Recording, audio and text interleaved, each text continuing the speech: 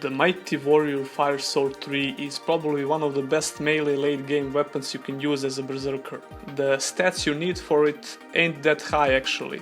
That 20% plus melee damage you see is from the ability melee weapons, and I have it 2 out of 3, so the last rank will give you 10% more, but you'll need a lot more strength for that. I tested a couple of different NPCs, all of the footage is on ultra difficulty, and I don't find this weapon to be OP, to be honest, at least not on this difficulty. You'll still need to land a lot of hits to kill even the small critter like this Blood Claw. But when you actually stagger lock the enemy, and if you have a lot of stamina, and you should make a few of those stamina potions, you'll do a lot of damage. I was eager to see how much damage it will do versus some creatures that have high resistance to fire like mountain trolls, and you'll see it right here. You can still kill it, but like we learned before, poison is still more superior here.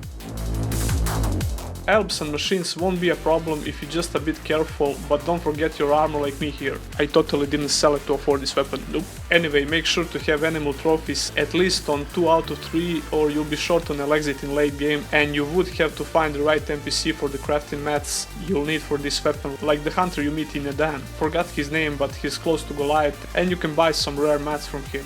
You can sell legendaries for profit, but I don't like to do that. Even if I don't plan to use some of them, I like to have them in my inventory and maybe play around with them from time to time just for fun. I don't like to min-max my damage as much as I like to look cool. If you decide to make a poison version of this sword, it will also be a good choice, and I'll probably make one for myself when I get enough Elexit.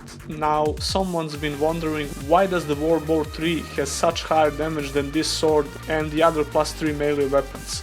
In my opinion, they did this because of the attack power. You don't have attack power on your bows at all, which basically means you can't cause stagger with the arrows, but on melee weapons you have it, of course. So imagine if your War Sword 3 had the same damage as Warbow 3 and you managed to stagger lock NPCs, it would be insane. And also imagine if you could stagger with the bow. So I think that was the balance they had in mind when implementing these systems, and for the most part it works well. Just nerf the scatter shot a bit and it will be just right in my opinion. I'll soon finish this Berserker's playthrough and I'll start a new one on Ultra from the beginning, since I did this on difficult then switched to Ultra after some time. I'm still thinking who should I join next. I'm leaning towards Outlaws a little bit more and melee junkie build maybe, but clerics would also be interesting. You can also leave a comment on what would you like to see, outlaws or clerics, or maybe just wandering around with companions doing all the quests we can find.